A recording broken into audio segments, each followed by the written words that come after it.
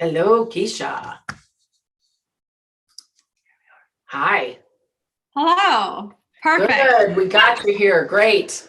Yes, we did. Okay, so today's conversation is about living intentionally or living an invented life. And we're going to have a conversation with you all on how to do that.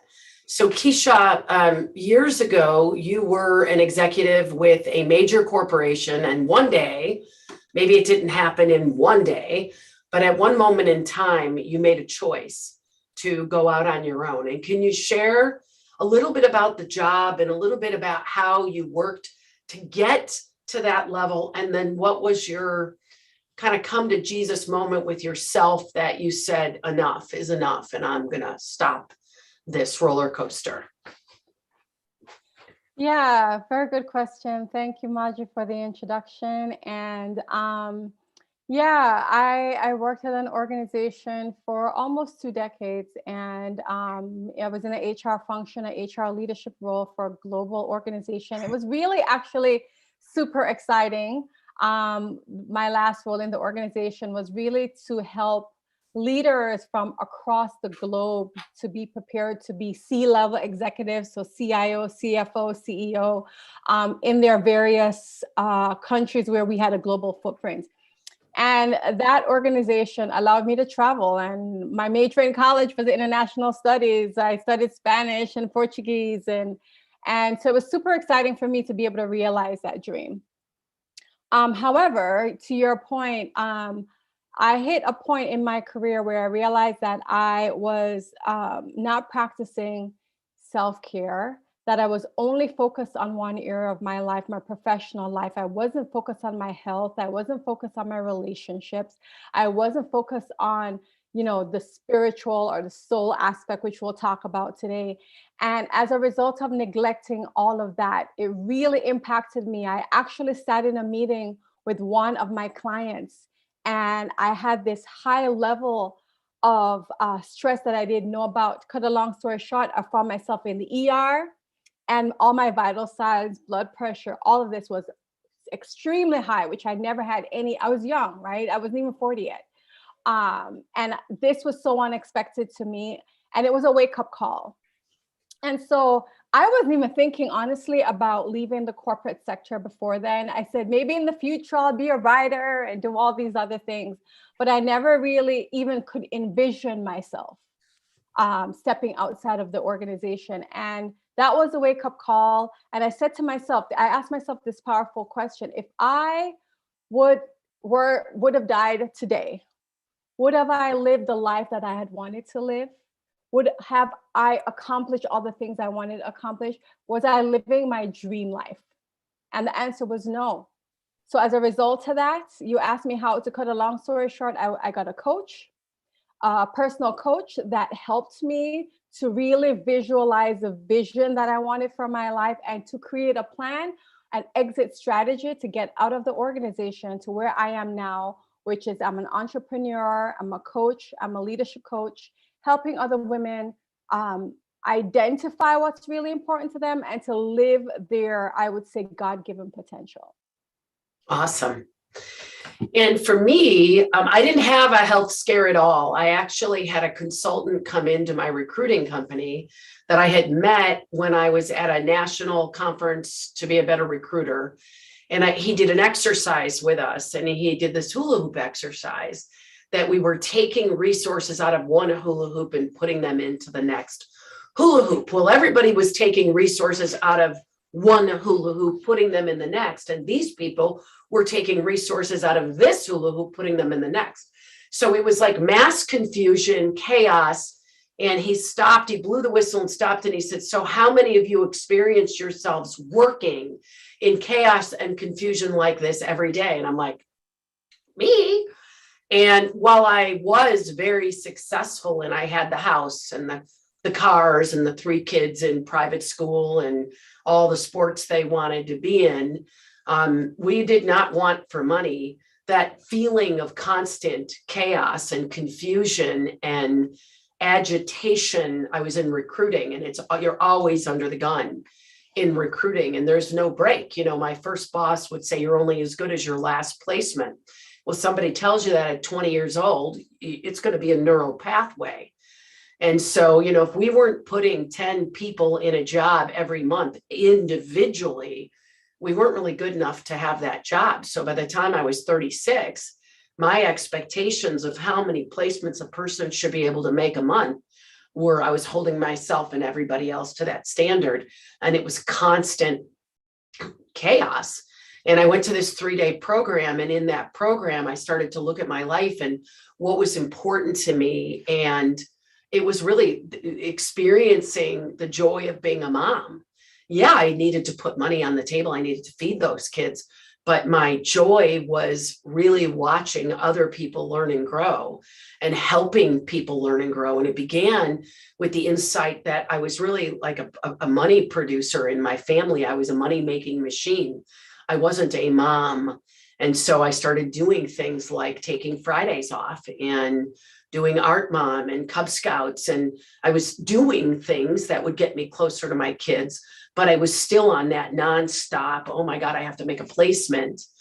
And not only with a coach, but also in these workshops that I've continued to do now, I actually created a future where instead of putting people in the companies, I was helping the people in the companies be better leaders. And I've been doing that for the last 10 years. But what Keisha and I both are referring to is you can be highly successful in business and sell your soul, so to speak, in the process and not even know you're selling your soul. It could show up in illness or lack of sleeping or, pressure or stress or high blood pressure. So one of the things that we all know is happening right now is the Great Resignation. I think it was 60 Minutes did a 60-minute section on it last night. And what it seems like everybody is pointing to is, oh, you're working for a crappy company or you have a crappy boss, so you need to go find something else. And I'm here to say that that is not totally true. The people that we've talked to are going from one job to the next and experiencing the exact same problems that they had in that job with this job. Because wherever you go, there you are.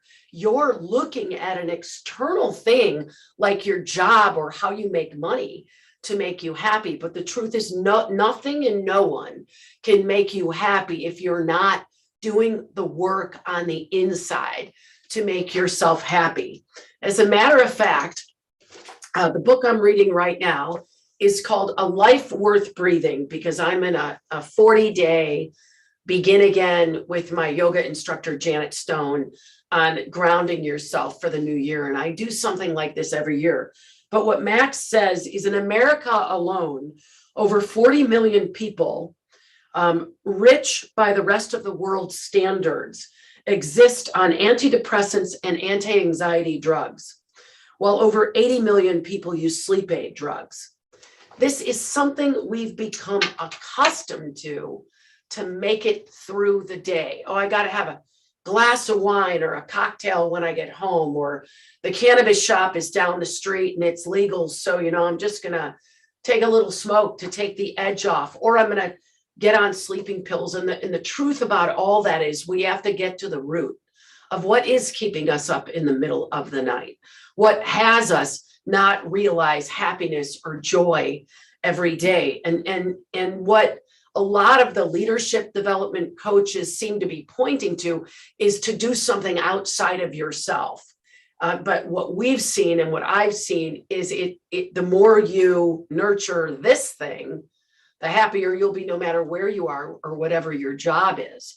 And so today, one of the things that we're going to do with you is look at how do you create an intentional future, an inspiring vision for your life. It doesn't mean you're picturing, I'm going to be the vice president of HR, I'm going to be the CEO of my own company, but it's how are you going to feel when you're in that ideal job, when you're doing the work you've been destined to do, when you're living your dharma, as they say in the yoga and Ayurvedic world.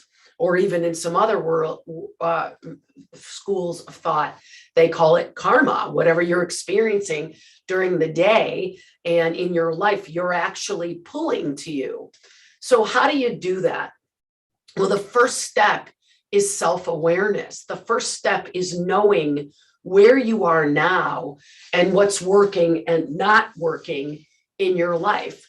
So, Keisha, do you got some questions about that, or do you want me to do that part? Yeah, I think I was on mute. I'm off mute now. I think asking yourself questions, and you want to look at it, first of all, by areas of your life. So right now we're talking about from a professional life standpoint. Asking yourself questions such as, and this is the whole intention of this, is to, again, to begin to get some awareness of where you are emotionally, mentally, and what is causing a disrupt, right? In that equilibrium. Sometimes actually disruption is good because sometimes we have to get the disruption before transformation happens. But question number one, and these are some of the questions I ask myself, it's, what am I unhappy about? That's like one of the first questions. What is it that I am dissatisfied with? And not to just look at the first answer that comes to your head, because like it might be easy. Well, I'm unhappy with my boss. I'm unhappy with the company I work for. Usually everybody does point outside of themselves, but folks, where are the other fingers pointing? Pointing at. And the pointing, I would say not just at you, but it's the deeper you. So it's okay, you're unhappy with your current situation. Oh, am I unhappy with my boss because I didn't have the courage to put my name in the hat to get the position before that person got it? So now you're resentful of the boss because you didn't have enough courage to have a discussion around what it is that you really want. You shrunk back from your greatness, right? And so what you're unhappy with a lot of times is that you didn't step up to live fully into your potential. Not blaming, not shaming, because trust me, I've been there, I've done that.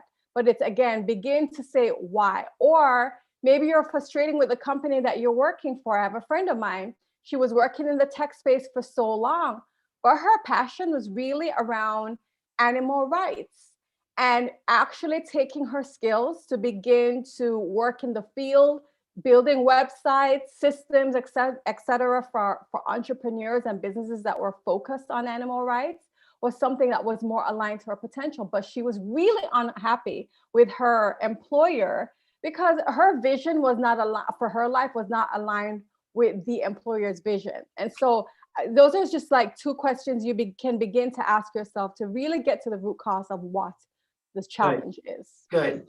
And once you create your vision for your life, it's easy to ask yourself, does this vision for my life resonate with this employer that I'm going to go work for? Like, for example, Keen Alignment's vision is to forever liberate the human spirit at work. If somebody isn't about unleashing the power and the prowess of the people in their lives, they don't want to work here. It's silly. If somebody wants to build a better mousetrap, we're not building a better mousetrap. Actually, what we're doing here is removing the mousetrap. We're setting people free. So some other questions you might want to ask yourself is, what's agitating to me? What causes me anxiety or uncertainty or discomfort? And then do an inventory of not just the job, but every single area of your life.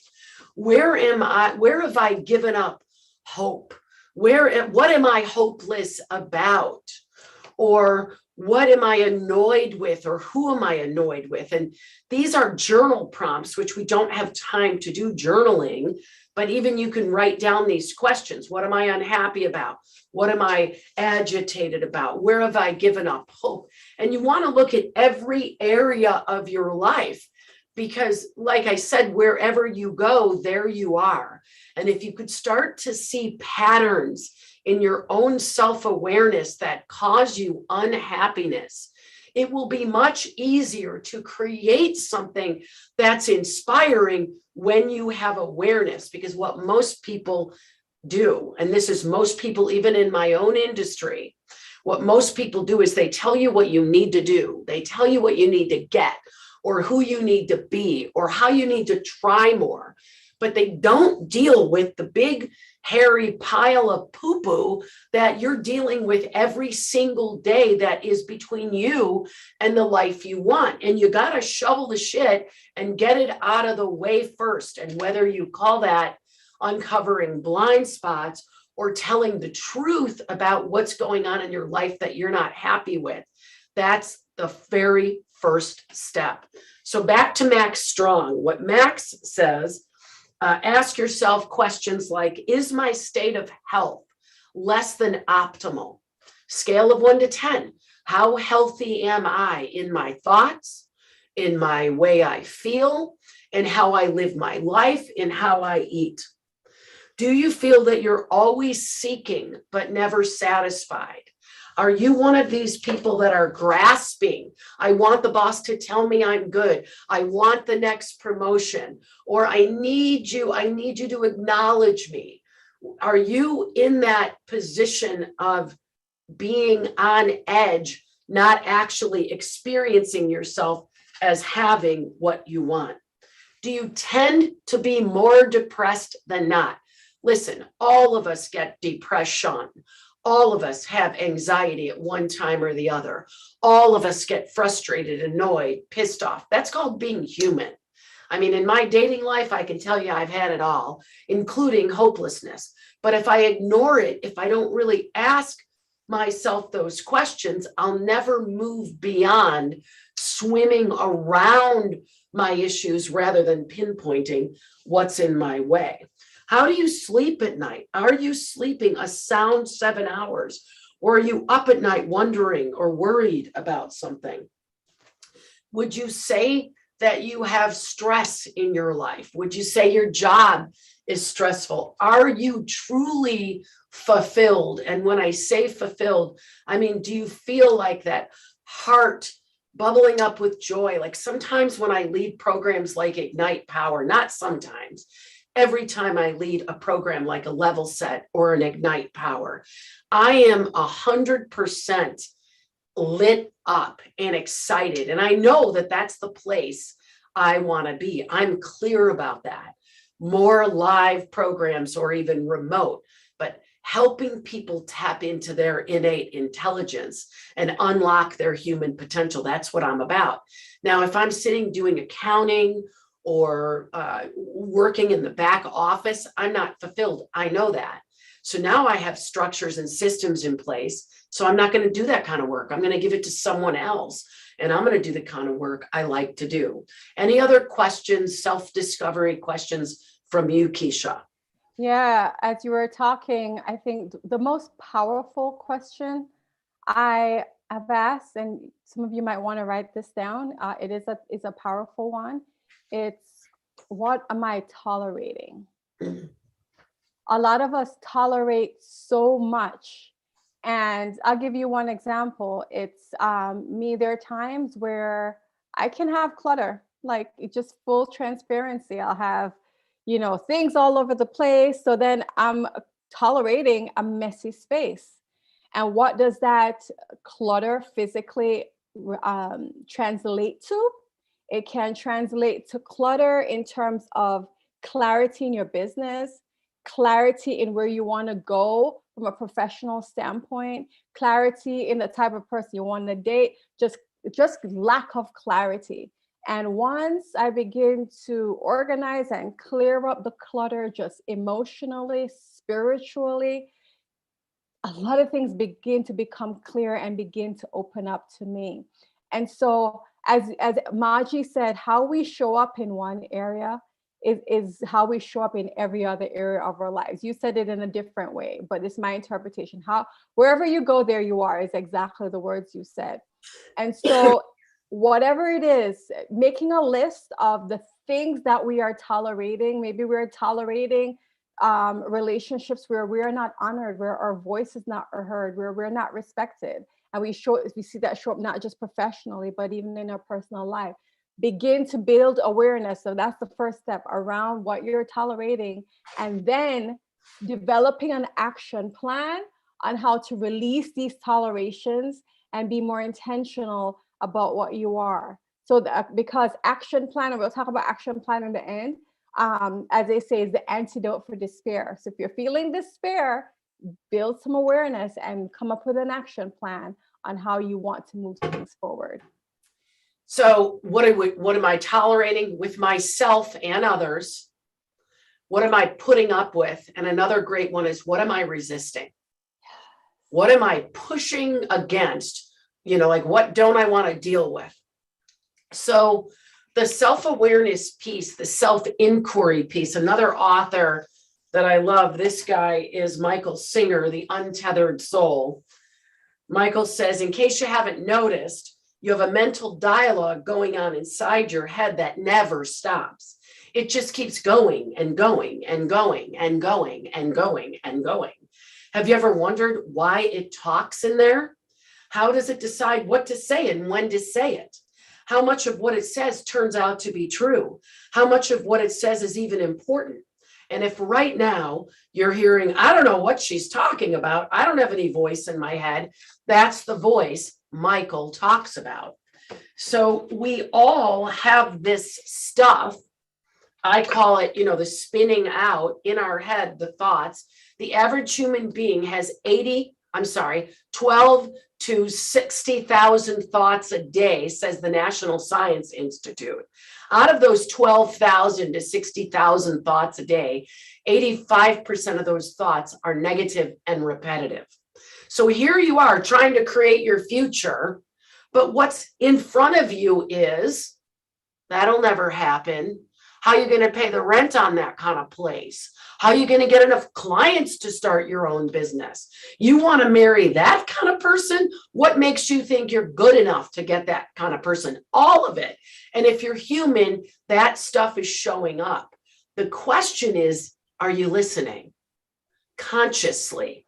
When you're seeing your own thoughts, and I said that on purpose, when you're hearing your own thoughts and seeing it, when you can stop and you could be the observer of what's going on with you, that's self-awareness. So isn't that interesting?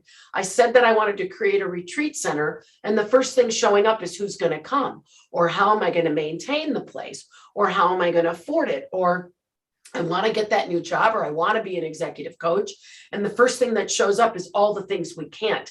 If you allow that nonsense to go on autopilot, it is steps in front of you and it thwarts any vision you have. It's why most people don't set goals, because they're afraid of what might stop them. So one of the other questions that Max Strum asks is, are my actions and my choices that I'm making, are they making me happier, healthier, and more enlightened? Or are they covering up what I don't want to deal with?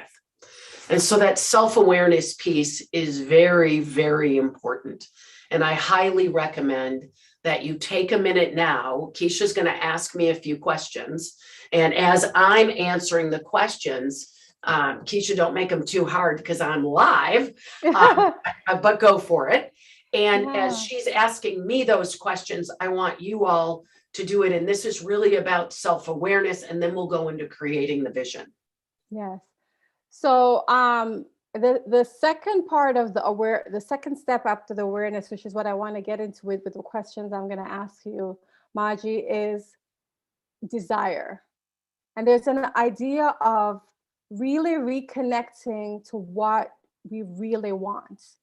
And part of this desire, and I know we're going to ask someone some questions around what it is that really want, but I want to get more into what is important to you.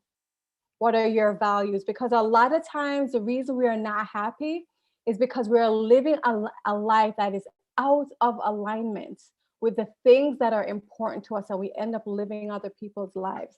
So Maji, since we are not only teachers of the work, but we do the work as well, I want you to think of a time in your life where the stars were, so close your eyes. First of all, I'm going to invite you to close your eyes and think of a time in your life where the stars were aligned, so to speak. Everything was working the way you wanted it to work. You were happy, you felt like you were in the right place, and you just had this sense of fulfillment. It can be personal or professional. It doesn't really matter. Describe the situation. When you have it, you can open your eyes. Describe the situation and tell me about it. All right. I was leading a level set, and there was 19 executives in the room. We were in Big Bear, California. And one by one, they started to get that the only way their culture would be better is if the person in their shoes got better. And I think it was a mirror exercise that we had them do. And one person started to share, and then the next person started to share, and then the next person started to share. And it was like my work had been done. I saw it. And they weren't just saying superficial things. They were really digging in. And one guy said, I need to have much more patience with my employees, and I need to take more time to coach them and guide them. Another woman shared that she didn't trust anybody on her team, so she was gripping for dear life to all the work. She was a CFO, and they had promoted her twice, but she wasn't behaving like a CFO. She was behaving like a controller. But instead of her boss telling her that, she got it for herself. And so these people were in the healthcare industry. They'd had a rough, we just did this, I think it was 8 months ago. They've had a rough couple of years, and now they're back in it again. But it was the one by one, I call it like the popcorn started popping. People started having insights, and I just knew I was in the right place at the right time. And I kind of looked out the window, and here we are in the middle of Big Bear in the beautiful mountains. And these workshops are never easy. They take a lot of energy. But the fulfillment of, gosh, I'm so damn lucky to have the job I have and to be able to do the work that I can do, it was palatable. I could taste it. That's such a beautiful story. I heard a lot there. Honestly, I'm going to name about 3 or 4 that popped out in terms of what's really important to you. And you let me know if I hit the nail on the head, if there's anything that I missed. But from what your story told me, right, is number one, the sense of contribution. I know you're a leadership coach, and what was happening in that room is that you were getting people aligned. So contributing, being aligned to your mission and purpose was really important to you. Doing the deep work, right? I know you talked about even before. So doing that inner work and facilitating that to others. So inner work. The third, I have 4. The third I heard is really being a problem solver, right? You, like, everybody was like, oh, there was a problem, and by you facilitating, you were helping them get to the root cause of what that issue is. And then all this is happening in the mountains. So nature, like being close to nature is something that's important to you and you value.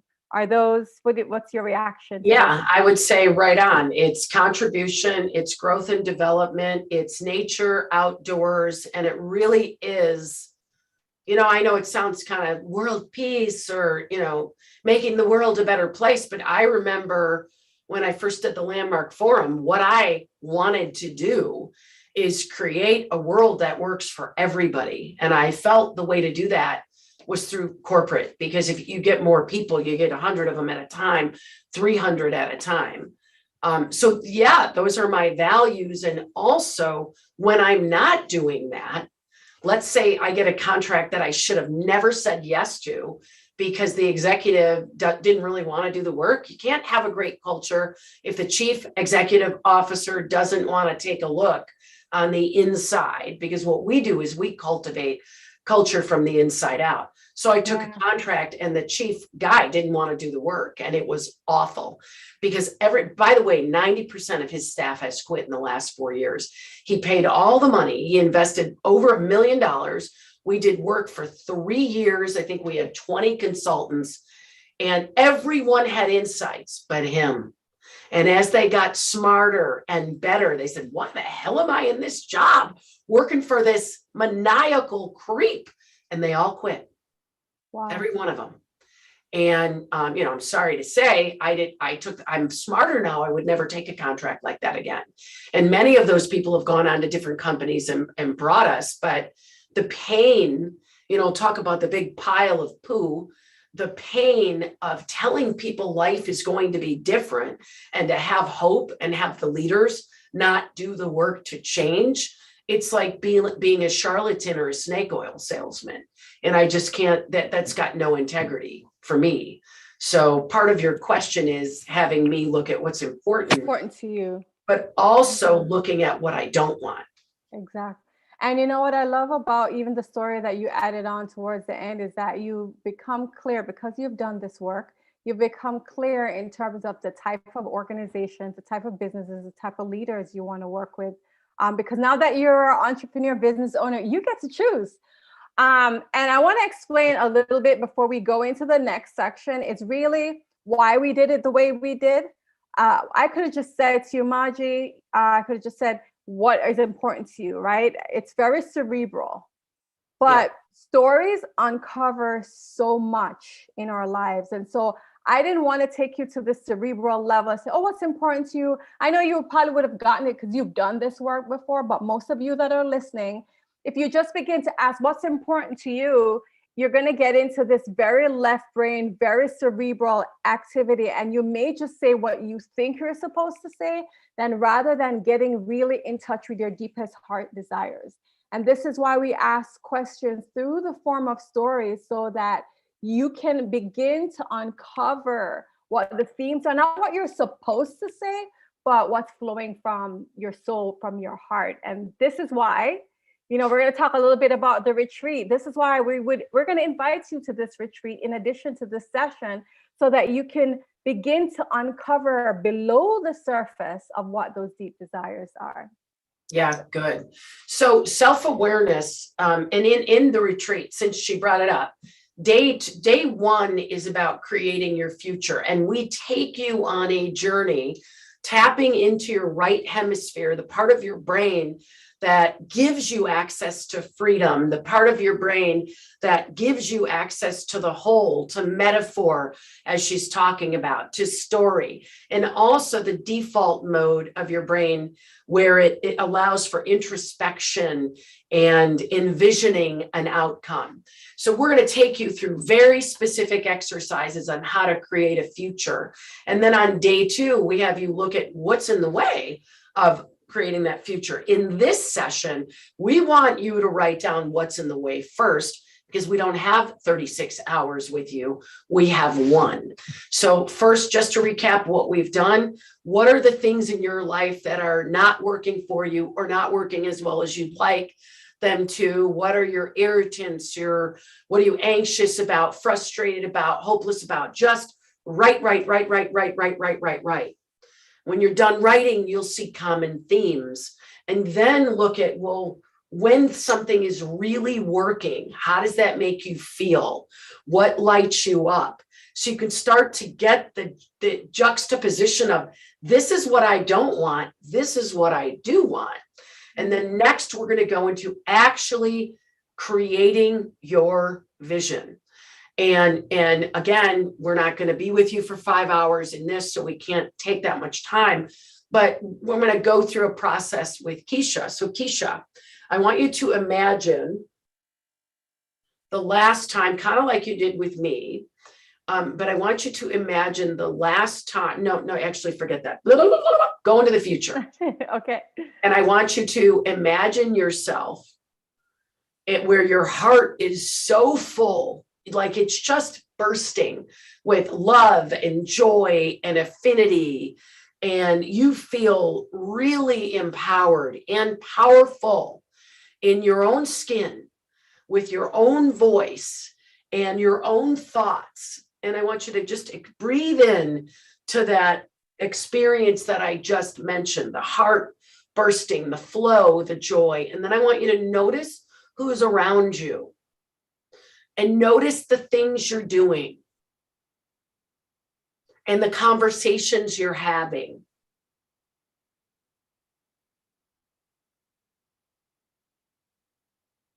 And first, I want you to, before you open your eyes, describe the feeling that's going on in your body. So where is that happening and what is it?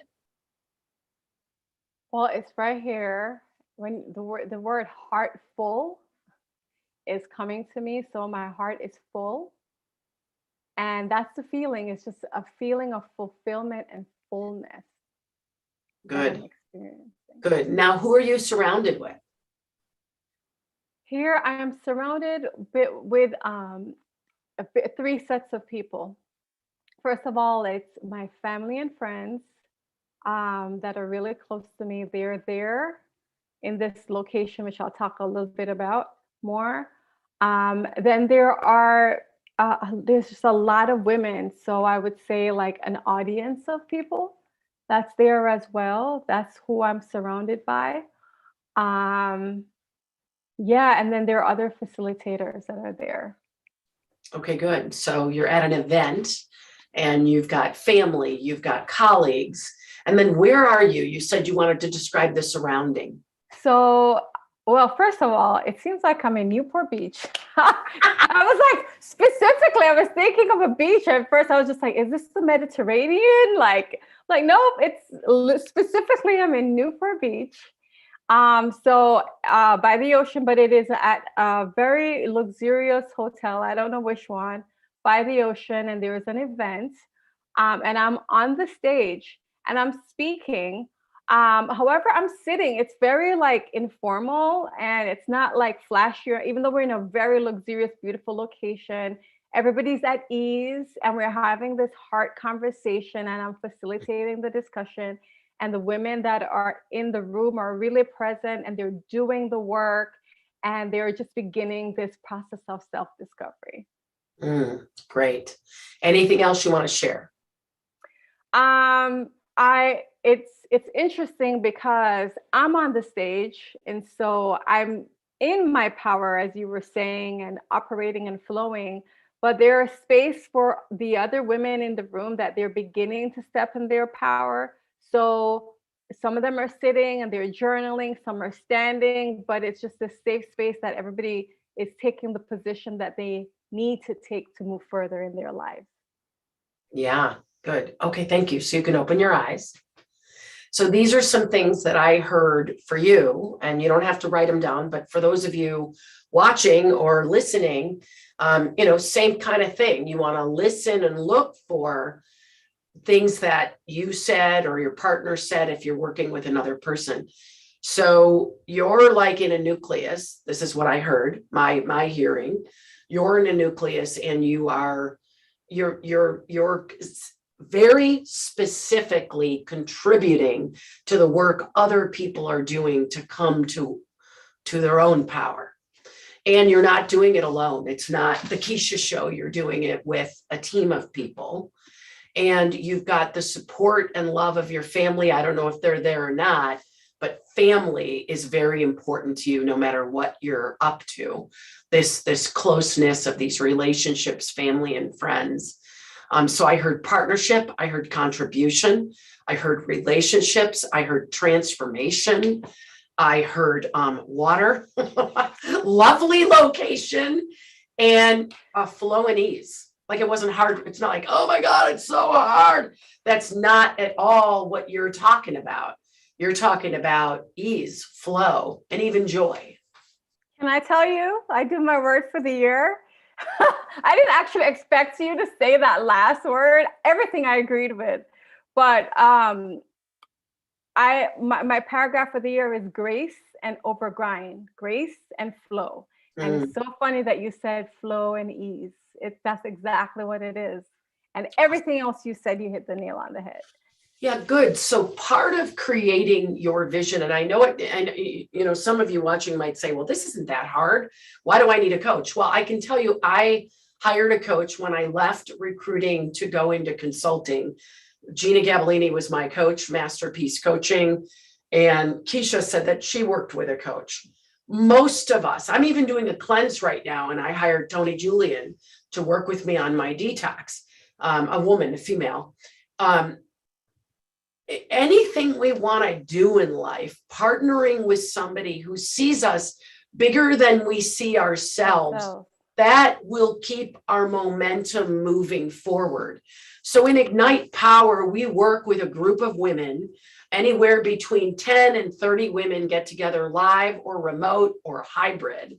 And we all create our future together. And it's a visual future, like it's an imagery. We take you through a guided meditation, and then we have you bring art to it to design, like the words I gave to her. Words come from your left hemisphere, pictures come from your right. So we'll use right hemisphere, left hemisphere, and we'll have you create this amazing vision for your life.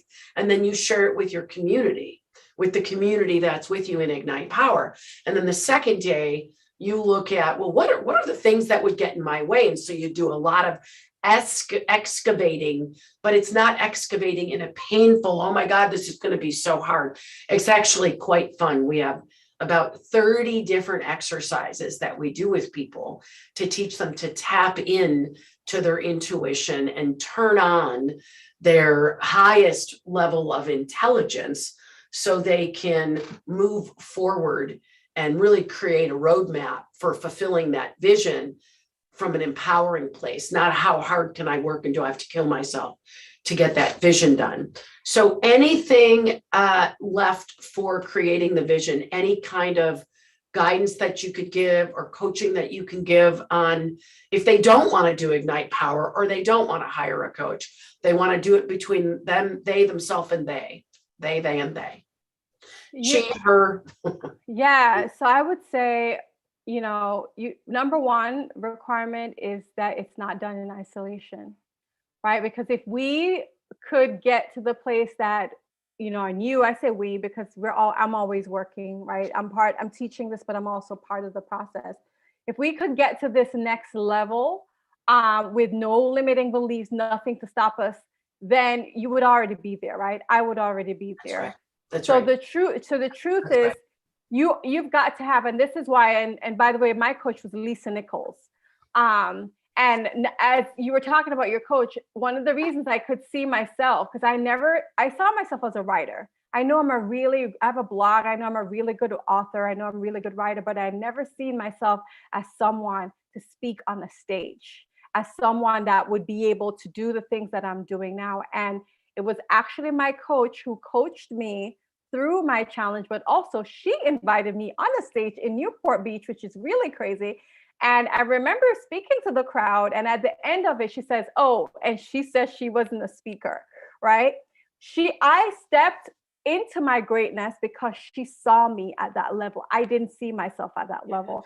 And this is why it's not an imposition, but an invitation for people to engage, whether it's a coach or coming to our events or with someone else. The requirement is that that other person has got to be able to hold a space that they can see you bigger than you can see yourself, so that you can step into that. Yeah, there's so much to what you just said. So I remember when I was participating in my first transformational program, and they would say, you invent a possibility for your life that moves, touches, and inspires you. And that's landmark education. But just inventing it isn't enough. You have to tell people, you have to enroll others in that possibility so that you are not just saying that, you're making a declaration, and then people are listening to you that way and seeing you that way. And, coach's job is to see you bigger than you see yourself, to tell you the things you don't want to hear, so that you can be operating at your best and highest use of self. And so the key is enlisting people, enrolling people in sharing who you are and what you want to be and how life is going to be. And here's the thing, when you do it for yourself, you give them permission to do it for themselves. And in the opposite of that, in the opposite of sharing your vision, sharing your intention, like Keisha shared her intention for the year. And it's funny because there's no accident we're together on this call. My intention for the year is flow. Like, if it's hard, I don't want to do it. And it doesn't mean I don't want to work hard. Anybody who knows me will say she's one of the hardest workers I've ever met. but I don't want to push. I don't want to swim upstream. There's no reason to swim upstream. Life doesn't work upstream. It's like a river. A river goes in one direction and it works. But in the absence of that, what people often do, so you look at a dysfunctional culture, which is really the work that I do at the heart and soul of everything. It's about creating transformational cultures. But in the opposite of people enrolling people into what's possible, what they're doing is they're commiserating about what's wrong. Misery loves company. They're complaining. They're commiserating. They're saying, yeah, didn't the boss make some bad decisions? Or I can't believe she did that. Or did you see Mary? What a fool. And then they're spending all their time below the power and freedom line, complaining about somebody, being frustrated, being agitated, being annoyed, being anxious, or being hopeless. And when you're unaware, so we'll go back to the first part of the session, when you're unaware that you're doing that, you have no cognition, you have no recollection of, oh my God, I'm spending 80% of my time below the power and freedom line in complaint. And I said to one client, she asked me to coin it. Complaining is not communicating. Complaining is just complaining, and complaining is not a conversation. A conversation is a two-way dialogue. And if you have a complaint or you have a criticism, the only person it makes sense that you communicate with is the person you have the complaint with. Because here's what you got to understand, and whether you like it or not, when you're complaining, when you're resenting, when you're commiserating, it's like taking poison in your own body and expecting someone else to die. But the truth is, when you are spending your time not in creation, a flower is either growing or dying. It's the way life is. When you're not creating, you're retracting. And life is about creation. That's how we're all born. It's creation. Nature's about creation. There's seasons. People get born, they grow, they get old, they die. So are we making the most out of our creation time? And it does depend on the conversations we're having. Why I push this, what's your vision for your life? Whether I'm coaching someone or working with a whole company, what's the vision for the company? It needs to be a noble cause. It isn't just acquiring more stuff. It's why we played the Grand Illusion song, because we think it's all about acquiring or getting that next promotion. But when we get that promotion and when we get that house and when we get that car, it's not enough. We need more, we need more, we know, because we're not filling our passion and our power.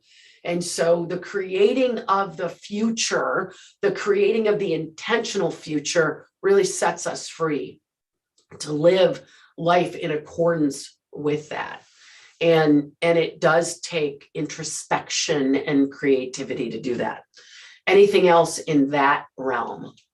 I need to check how we're doing. I think we just to align with what you're saying around not just going, and it's not just about for an organization making the money.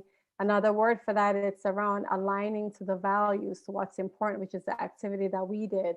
And if organization needs to understand what their values, what's important to them, what their mission is, so do you as well, personal values. Yeah. And it's so funny that you say that, because I work with a lot of CEOs, and the first thing I ask them when I do these Vistage talks is, what is your vision for your leadership? And they look at me and they're a little confused and like, you mean the vision for my company? No. What's your vision? We can talk about your company later, but if you don't have a vision for yourself as a leader, so who I am is a conduit for people to unleash their natural power and live lives they love and express that through their work.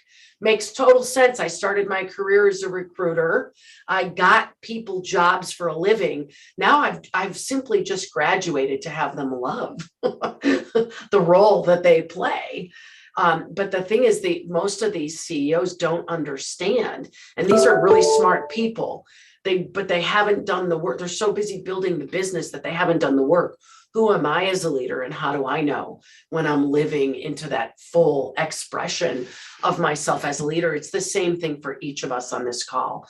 So we've got the vision. Anything else about the vision before we move to values? Nothing else there. Okay. I think we're complete. So I'll say one more thing. If you don't want to hire a coach and you don't want to come to Ignite Power, another great way to see what's going on inside you, besides the journal prompts and the stories, is you can go get a bunch of magazines and you could cut out things that inspire you. By doing that, you're tapping into your right hemisphere. I highly recommend you do not use words. Words is left hemisphere logic, reasoning. It's just going to tell you more of what you know. And the best vision boards in the world are done through pictures only, because you're tapping into your highest level of intelligence. And that doesn't know, like, it's not conscious to you, it's subconscious. So they used to have us cut magazines all the time, pictures of magazines, and do collages in a program that I did called the Wisdom Course. And that's where I really learned how to vision and do vision boards. But if you cut it out and you fill an entire sheet with it, your future will speak to you. You'll see what it is that your highest level of intelligence wants. And so that's the last thing about that. So now let's talk about values. So our author here says, this is again, Max Strom from Santa Cruz, California. Great place, if you ask me. Do my actions and choices make me and my family happier, healthier, and more enlightened? Actions and choices are values. So Keisha, what's a good talk to us about the personal wheel of life, where we can look to identify our values? Yeah, one example actually of identifying your values is the exercise that we did earlier today, where I invited Maji to think about a time where she was experiencing a deeper level of fulfillment. And what came up, as you remember from Maji's exercise, was this idea of contribution, right? This idea of doing the deep inner work, this idea of being in touch with nature, which is why we said really to reconnect to story. And how this relates to the wheel of purpose, wheel of life, as you would say. You know, a simple way to put this is we did the exercise with Maji from a professional standpoint, right? From her business and her career, but also like we're more than our work, right? Like I told my story about health. So even like looking at your life, taking, you know, the wheel of life is going to consist of different areas. It's career, it's health, it's your finances, it's relationships. So make a list of all the, aspects of your life that are really important to you, and rating yourself on a scale of 1 to 10, 1 being the lowest, where you're not fulfilled, you're not happy, and 10 where you're like at your maximum potential, you're living your best life in that area. Part of what we said we were going to talk about is how to live your best life, right? And life consists of so many different areas. We are, we have so many different areas that are important to us. And whenever I do this exercise and I rate it, the idea is not to necessarily be at 10, because maybe you don't need to be at a 10 in every area. But again, it's bringing awareness on where you want to shift your focus this year. Maybe you're good in your career. Maybe you're living your best life there. Maybe you do the scaling and you say, you know what, my health is at a 2. And I really want to work on lowering my blood pressure, losing some weight.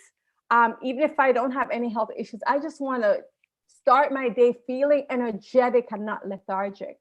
And so looking at your health, your diet, your exercise, your eating could be something you want to focus on. But this wheel of life, the whole idea of it is for you to look at many different areas of your life that's important to you, and ensure and bring awareness around where you want to focus in the next few months to bring it to maybe from a 4 to 5 or a 5 to 6, right? Because the biggest transformation honestly happens in small shifts. It doesn't have to be like getting everything to a 10. Yeah, good. So areas of life that are important to some of you might be finances. You want to have a breakthrough in either earning more money or doing the right thing with your money, more savings, more investing, or whatever, more donating maybe. And for some people, like Keisha said, it might be health and fitness or well-being. For other people, it might be intimate relationships, like the love of your life, or it might be, a high value is being a grandparent like me. I just had a 1-week trip with my kids and my grandkids in Utah. And I will tell you, it is the biggest bucket filler of a love filler. And both of my boys said it was the best trip of their life. And my youngest, who's been struggling in his career, said, I want to be successful enough that I can take my kids and their kids on vacation. Now, who would have thought that would have happened? I didn't do it because of that. I did it because I wanted to see these kids. So anyway, that's a little story. But you gave him a vision of what was possible. I did. And I get a gold star for that. So whatever area of life is important to you. So Keisha had mentioned earlier that outdoors, for me, outdoor adventure is key. The kind of girlfriends I make, they got to like being outside. They got to like exercising. They have to like, experiencing not the finer things of life, like the most expensive restaurant in the world, because I don't care about that. But the finer things of life, like walking through the redwood forest and being quiet and just being one with nature. So for you, you've heard a lot on this call. Write down what your values are, because the vision is where you're going, what life looks like when you're there. But you could, like one of my coaches, Cookie, used to say, stop talking about the future self and have the future be you now. And I thought that was really powerful coaching. And you'll often get conflicting coaching from lots of people. Like in our coaches training, it's about creating the future self. But in Cookie's training, it was have that future be now. Now, don't wait. There is no waiting. It's now. So how do you live that way now? You do it through your core values. And we do a deep exercise with y'all in Ignite Power, where we have you, day 1, you go to the future, day 2, you go to the past, and you go through your whole life until right now.